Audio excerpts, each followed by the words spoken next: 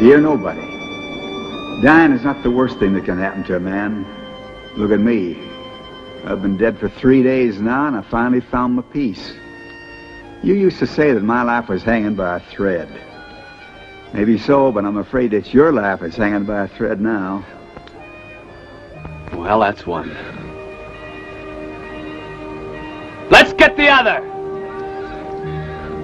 And there's quite a few people who like to cut that thread. Yeah, I guess it's your way of feeling alive.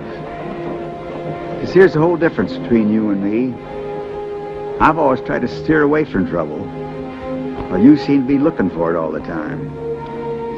But I must admit, you've been able to solve your share, even if you like others to take the credit. This way you can remain a nobody. You got it all nicely figured out. But you gambled too big this time, and there's too many people who know you're somebody after all. And you won't have much time left for playing your funny games. They'll make life harder and harder for you until you too meet somebody who wants to put you down in history. And so you'll find out that the only way to become a nobody again is to die.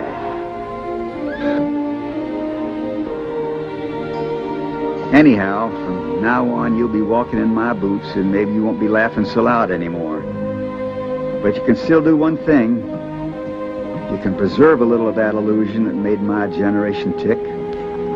Maybe you'll do it in your own funny way, but we'll be grateful just the same. Because looking back, it seems to me we were all a bunch of romantic fools. We still believed that a good pistol and a quick showdown could solve everything. But then the West used to be wide open spaces with lots of elbow room where you never ran into the same person twice. By the time you came along, it was changed. It got small and crowded, and you kept bumping into the same people all the time.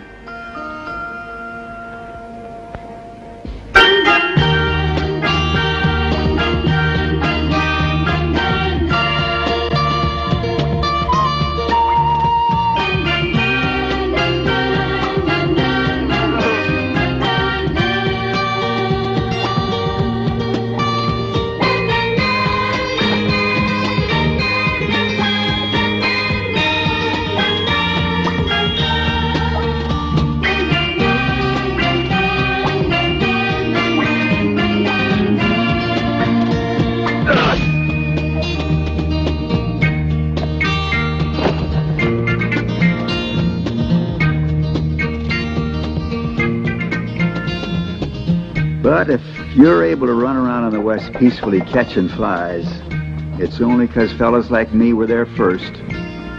Yeah, the same fellas you want to see written up in history books. Because people need something to believe in, like you say. But you won't be able to have it your own way much longer. Because the country ain't the same anymore. And I'm already feeling a stranger myself. But what's worse, violence has changed too. It's grown. You got organized. And a good pistol don't mean a damn thing anymore.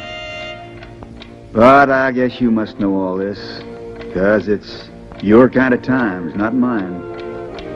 And also figured out the moral to your grandpa's story. The one about the cow that covered a little bird with cow pie to keep it warm, and then the coyote hauled it out and ate it. It's the moral of these new times of yours. Folks who throw dirt on you aren't always trying to hurt you. And folks who pull you out of a jam aren't always trying to help you. But the main point is, when you're up to your nose in shit, keep your mouth shut.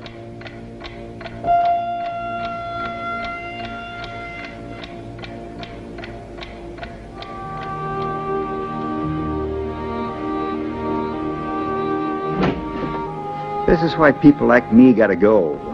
And this is why you faked that gunfight to get me out of the West clean. Anyhow, I was getting to be one more old-timer, and the years don't make wisdom, they just make old age.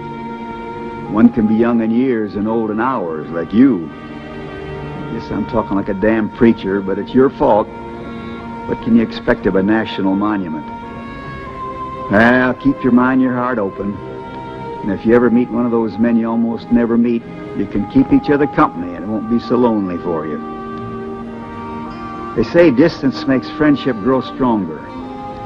Maybe so, because after 3 days without you dogging my tracks, I kind of miss you.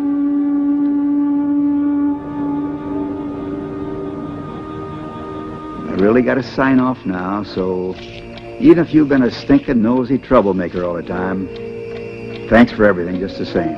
P.S. Just one more piece of advice from an old-timer. When you're getting a shave and cut, be sure the right man's wearing the jacket.